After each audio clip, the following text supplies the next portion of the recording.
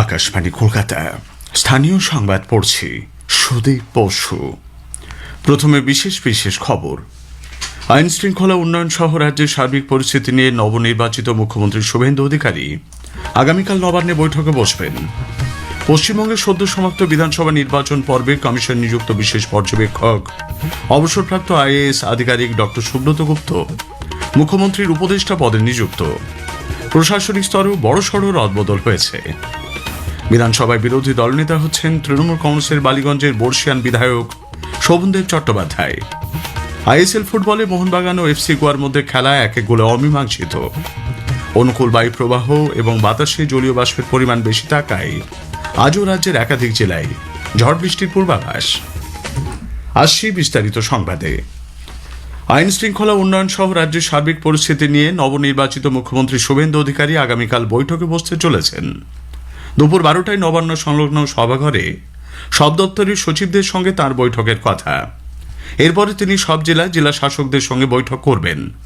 পরে মুখ্য সচিব, স্বরাষ্ট্র সচিব, পুলিশের মহানির্দেশক, কমিশনার এবং জেলা পুলিশ সুপারদের সঙ্গেও তাঁর বৈঠক করার কথা। নির্বাচনের জন্য গত 2 মাস স্থগিত থাকা বিভিন্ন প্রকল্পের কাজের অগ্রগতি ও বিভিন্ন প্রকল্পের কাজ দ্রুত শুরু করা নিয়েও তিনি বৈঠকে বিশেষ নির্দেশ দিতে পারেন বলে মনে করা হচ্ছে। উল্লেখ্য, রাজ্যের নবম মুখ্যমন্ত্রী হিসেবে গতকাল শপথ নিয়েছেন শুভেন্দু অধিকারী। এ রাজ্যে প্রথম বিজেপি সরকারের প্রথম মুখ্যমন্ত্রী তিনি। প্রধানমন্ত্রী নরেন্দ্র মোদী, কেন্দ্রীয় স্বরাষ্ট্রমন্ত্রী অমিত শাহ এবং বহু বিশিষ্ট ব্যক্তির উজ্জ্বল উপস্থিতিতে গতকাল কলকাতার ব্রিগেড প্যারেড গ্রাউন্ডে শপথ গ্রহণ করেন শুভেন্দু। রাজ্যপাল RN রবি তাঁকে পদ ও মন্ত্রগুপ্তির শপথ বাক্য পাঠ করান। গতকালই মন্ত্রী হিসেবে শপথ নিয়েছেন আরও 5 বিজেপি বিধায়ক। এরা হলেন খড়গপুরের সদরের দিলীপ ঘোষ, বাঁকুড়ার রানীবাঁধের ক্ষুদিরাম টুডু, বনগাঁ উত্তরের বিধায়ক অশোক কীর্তনিয়া, কোচবিহারের মাথাভাঙ্গা থেকে জয়ী নিশীথ প্রামাণিক এবং আসানসোল দক্ষিণ কেন্দ্রের অগ্নিমিত্রা পাল। শপথ গ্রহণের পর শুভেন্দু অধিকারী গতকাল দিনভর নানা কর্মসূচিতে অংশ নেন। ময়দানে পূর্ত দপ্তরের টেন্টে রাজ্য প্রশাসনের শীর্ষ কর্তা ব্যক্তিদের সঙ্গে বৈঠক করেন তিনি। রাইটার্স বিল্ডিংয়ে কাজের অগ্রগতি নিয়েও তিনি খোঁজ খবর নিয়েছেন। এরপর জোড়াসাঁকো ঠাকুর বাড়িতে গিয়ে রবীন্দ্রনাথ ঠাকুরের মূর্তিতে মালা দিয়ে শ্রদ্ধা জানান তিনি। দক্ষিণ কলকাতার শ্যামাপ্রসাদ মুখোপাধ্যায়ের বাসভবনে শ্রদ্ধা নিবেদন করেন। সাংবাদিকদের কাছে তিনি বলেন, রাজ্যের প্রতিষ্ঠা দিবস হিসেবে যাতে 20 জুন দিনটি পালন করা হয় সে ব্যাপারে তিনি বিধানসভায় উদ্যোগী হবেন। ডক্টর শ্যামাপ্রসাদ মুখার্জি সহ 58 জন সনাতনী আইনসভার সদস্য ভোট দিয়ে ভারত মুক্তি করেছিলেন। আমার ভাবনার মধ্যে আছে যে পশ্চিমবঙ্গের প্রতিষ্ঠা দিবস 1947-এর 20 জুনই হওয়া উচিত। আমি এটা ক্যাবিনেটে এবং বিধানসভায় নিশ্চিতভাবে রাখব। ইতিহাসকে বদলে দেওয়া যায় না। বালিগঞ্জে ভারত সেবাশ্রম সংঘ পরিদর্শন করেন নতুন মুখ্যমন্ত্রী। স্বামী প্রণবানন্দ মহারাজের প্রতি তিনি শ্রদ্ধা নিবেদন করেন। বিকেলে কালীঘাট মন্দিরে পুজো দেওয়ার পাশাপাশি ভবানীপুর বিধানসভা এলাকায় গিয়ে জনসংযোগ করেন নতুন মুখ্যমন্ত্রী। পশ্চিমবঙ্গে নতুন বিজেপি সরকার এবং নবনির্বাচিত মুখ্যমন্ত্রী শুভেন্দু অধিকারীকে অভিনন্দন জানিয়েছেন প্রদেশ কংগ্রেস সভাপতি শুভঙ্কর সরকার। রাজ্যে নবগঠিত সরকার ও নতুন মন্ত্রিসভা জনকল্যাণে কাজ করবে বলে আশা প্রকাশ করেছেন তিনি। একই সঙ্গে শুভেন্দু অধিকারীর আত্মসহায়ক চন্দ্রনাথ রথ খুনের ঘটনায় পূর্ণাঙ্গ তদন্তের দরকার বলে শুভঙ্কর বাবু মন্তব্য করেন। জোড়াসাঁকো ঠাকুর বাড়িতে গতকাল বামফ্রন্ট চেয়ারম্যান বিমান বসু আশা প্রকাশ করেন, বিজেপি যে সংকল্পের প্রতিশ্রুতি নির্বাচনের আগে দিয়েছিল তা নতুন সরকার পূরণ করবে। বাংলার মানুষের ঐক্য, সংহতি, সম্প্রীতি রক্ষা করতে হবে আর বাংলার মানুষের কর্মসংস্থান করতে হবে। এই যে লাখ লাখ মানুষ চলে যাচ্ছে বাইরে, এখানে কোনো সুযোগ পাচ্ছে না, তারা লক্ষ্য রাখতে হবে যেভাবে কথাবার্তাগুলো বলা হয়েছে অতীতে নির্বাচনী প্রচারের মধ্যে, তাতে একটা শঙ্কা ভাব থেকে যায়, সেটা যাতে না থাকে। একই সঙ্গে রাজ্যের নতুন মুখ্যমন্ত্রী শুভেন্দু অধিকারীকে শুভেচ্ছা জানিয়েছেন নাখুদা মসজিদের ট্রাস্টি বোর্ড। এক চিঠিতে ট্রাস্টি নাসির ইব্রাহিম নতুন সরকারের সাফল্য কামনা করে শিক্ষা, স্বাস্থ্য, বাণিজ্য ক্ষেত্রে সমস্যা সমাধানে উদ্যোগী হওয়ার আশা ব্যক্ত করেছেন। রাজ্যে এসআইআর ও সদ্য সমাপ্ত বিধানসভা নির্বাচন পর্বে কমিশন নিযুক্ত বিশেষ পর্যবেক্ষক অবসরপ্রাপ্ত আইএএস আধিকারিক ডক্টর সুব্রত গুপ্তকে গতকাল মুখ্যমন্ত্রীর উপদেষ্টা পদে নিয়োগ করা হয়েছে। কর্মীবর্গ প্রশাসনিক সংস্কার দপ্তরে জারি করা এক বিজ্ঞপ্তিতে এই ঘোষণা করা হয়। বিধানসভা নির্বাচনে শান্তিপূর্ণ পরিবেশ বজায় রাখা এবং প্রশাসনিক সমন্বয়ের ক্ষেত্রে শ্রী গুপ্ত গুরুত্বপূর্ণ ভূমিকা নিয়েছিলেন। অন্যদিকে দক্ষিণ 24 পরগনার অতিরিক্ত জেলা শাসক শান্তনু বালাকে মুখ্যমন্ত্রীর ব্যক্তিগত সচিব হিসেবে নিয়োগ করেছে রাজ্য সরকার। রাজ্যে নতুন সরকার গঠন হওয়ার পর প্রশাসনিক স্তরে বড়সড় রদবদল হয়েছে। পশ্চিমবঙ্গ রাজ্য সরকারি কর্মচারী ফেডারেশনের আহ্বায়ক প্রতাপ নায়েককে দার্জিলিং জেলায় বদলি করা হয়েছে। গতকাল কর্মীবর্গ ও প্রশাসনিক সংস্কার দপ্তর থেকে প্রকাশিত বিজ্ঞপ্তি অনুযায়ী তাঁকে দার্জিলিংয়ের বিজনবাড়িতে পালবাজার বিডিও অফিসে পাঠানো হয়েছে। তিনি স্বরাষ্ট্র দপ্তরের অধীনে মুখ্যমন্ত্রীর সচিবালয়ে কর্মরত ছিলেন। পাশাপাশি তৃণমূল কংগ্রেস সরকারের আমলে মুখ্যমন্ত্রীর সচিবালয়ে কর্মরত 16 জন আধিকারিককে অবিলম্বে কর্মীবর্গ ও প্রশাসনিক সংস্কার দপ্তরে যোগ দিতে বলা হয়েছে। পূর্বতন সরকারের মন্ত্রীদের একান্ত সচিব পদে থাকা 46 জন WBCS আধিকারিককেও কর্মীবর্গ এবং প্রশাসনিক সংস্কার দপ্তরে যোগ দিতে বলা হয়েছে। বিধানসভায় বিরোধী দলনেতা হচ্ছেন শোভনদেব চট্টোপাধ্যায়। তৃণমূল কংগ্রেসের তরফে এই কথা জানানো হয়েছে। বিধানসভায় 80 সদস্যের বিরোধী দলে উপনেতা নির্বাচিত হয়েছেন 2 বিধায়ক অসীমা পাত্র এবং নয়না বন্দ্যোপাধ্যায়। ফিরহাদ হাকিম পরিষদীয় দলের সচেতক হিসেবে দায়িত্ব পেয়েছেন। তৃণমূল কংগ্রেস নেত্রী মমতা ব্যানার্জি বিজেপিকে রুখতে বিরোধী সব রাজনৈতিক দলের কাছে জোট বাঁধার আবেদন জানিয়েছেন। গতকাল কালীঘাটে তিনি বামফ্রন্ট সহ অন্যান্য বামপন্থী দলগুলিকে এই জোটে অংশ নেবার আহ্বান জানান। যারা দল ছেড়ে বেরিয়ে যেতে চান তাদেরও সেই অনুমতি দেওয়া হবে বলেও জানিয়েছেন প্রাক্তন মুখ্যমন্ত্রী। স্থানীয় সংবাদ শুনছেন আকাশবাণী কলকাতা কেন্দ্র থেকে। রাজ্যে বিজেপি সরকার গঠিত হবার দিনে গতকাল বিভিন্ন জেলা থেকে অস্ত্র উদ্ধারের খবর মিলেছে। মুর্শিদাবাদের বহরমপুরে সৈয়দাবাদ গির্জাপাড়ায় টাউন তৃণমূল কংগ্রেসের সভাপতি পাপাই ঘোষের ঘনিষ্ঠ অসীম সরকার নামে এক ব্যক্তির বাড়িতে তল্লাশি চালিয়ে পুলিশ বিপুল পরিমাণ অস্ত্রশস্ত্র বাজেয়াপ্ত করে। গ্রেপ্তার করা হয়েছে অসীম সরকারের স্ত্রীকে। অন্যদিকে হুগলি শ্রীরামপুরে 5 নম্বর কলোনির মল্লিকপাড়ায় সুমননাথ নামে এক কুখ্যাত অপরাধীকে পুলিশ গ্রেপ্তার করেছে। তার কাছ থেকে একটি দেশি 1 নলা পাইপ গান ও 1 রাউন্ড কার্তুজ উদ্ধার হয়েছে। তৃণমূল কংগ্রেস ও বিজেপির মধ্যে সংঘর্ষে গত সন্ধ্যায় হুগলির তারকেশ্বরে উত্তেজনা ছড়ায়। সংঘর্ষ থামাতে গিয়ে গুরুতর আহত হয়েছেন তারকেশ্বর থানার ওসি সুব্রত সাধু। স্থানীয় একটি নার্সিংহোমে তাকে ভর্তি করা হয়েছে। আহত বেশ কয়েকজন পুলিশ কর্মীও। জানা গেছে গত সন্ধ্যায় তারকেশ্বর পৌরসভার 7 নম্বর ওয়ার্ডের বিপিআর এলাকায় তৃণমূল কংগ্রেস ও বিজেপি সমর্থকদের মধ্যে সংঘর্ষ হয়।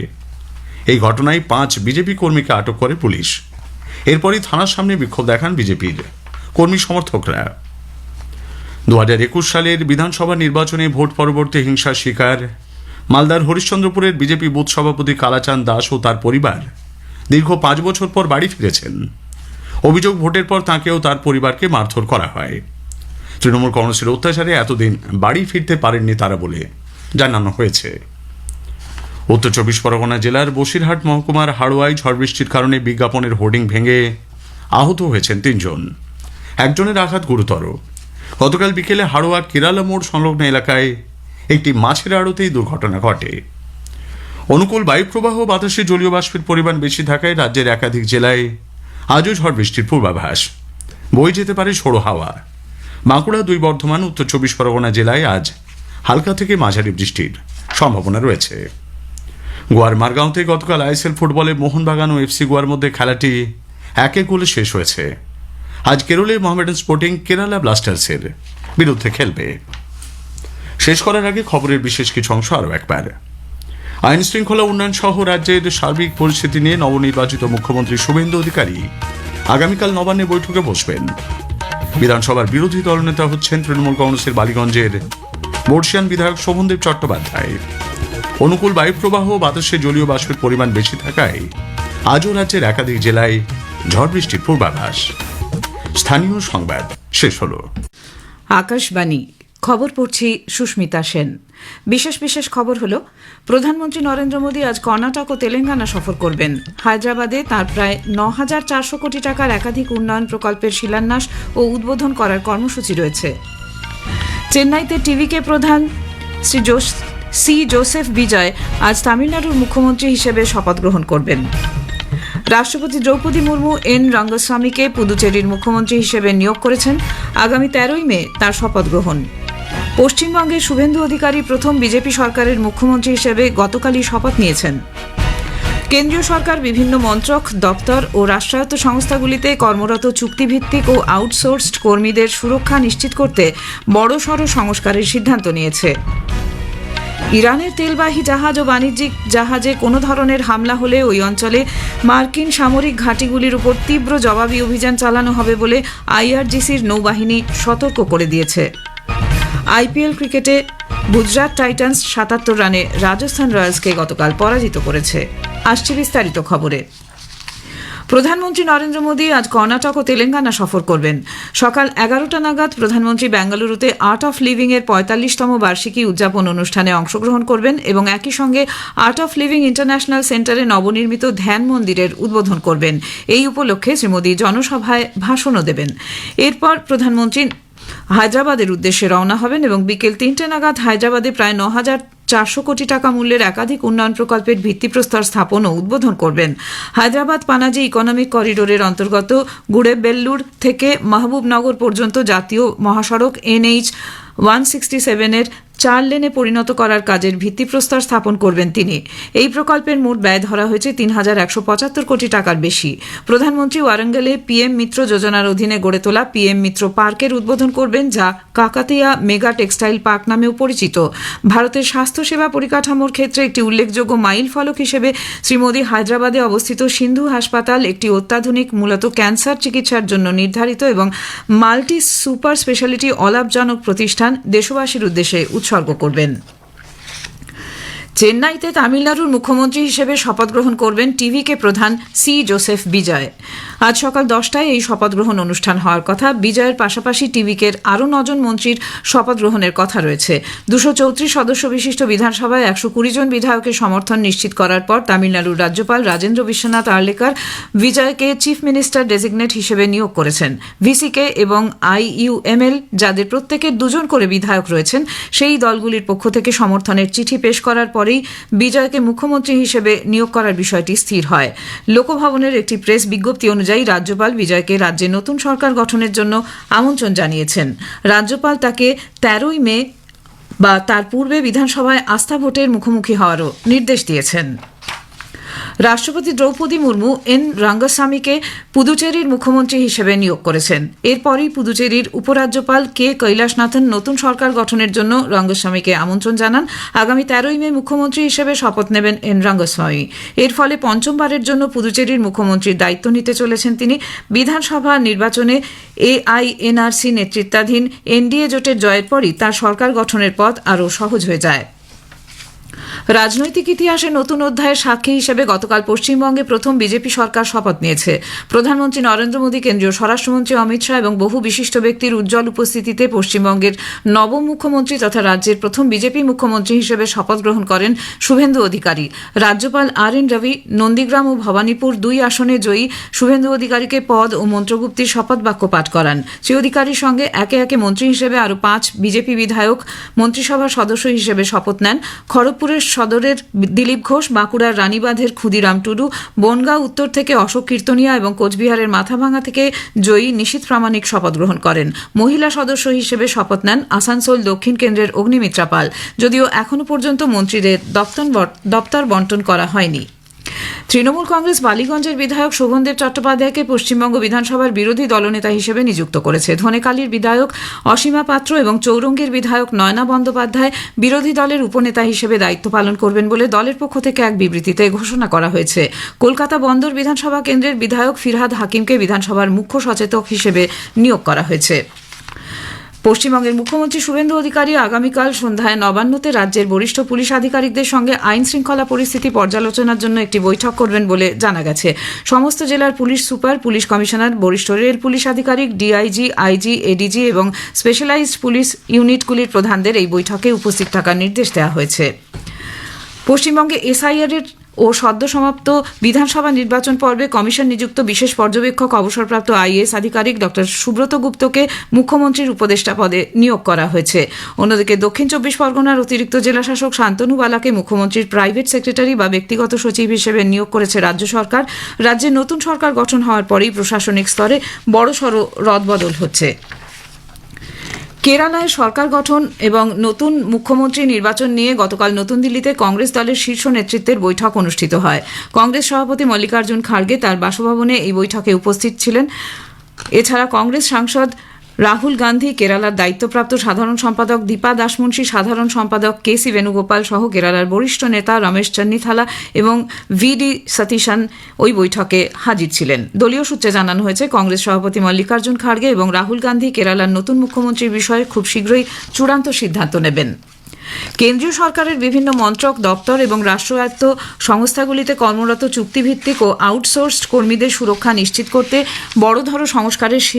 বড়সড় সংস্কারের সিদ্ধান্ত নিয়েছে কেন্দ্রীয় সরকার। শ্রম ও কর্মসংস্থান মন্ত্রকের পক্ষ থেকে জানানো হয়েছে, এখন থেকে সরকারি কাজের বরাত বা কন্ট্রাক্ট পাওয়ার ক্ষেত্রে শ্রম আইন যথাযথভাবে পালনকে সরাসরি শর্ত হিসেবে যুক্ত করা হচ্ছে।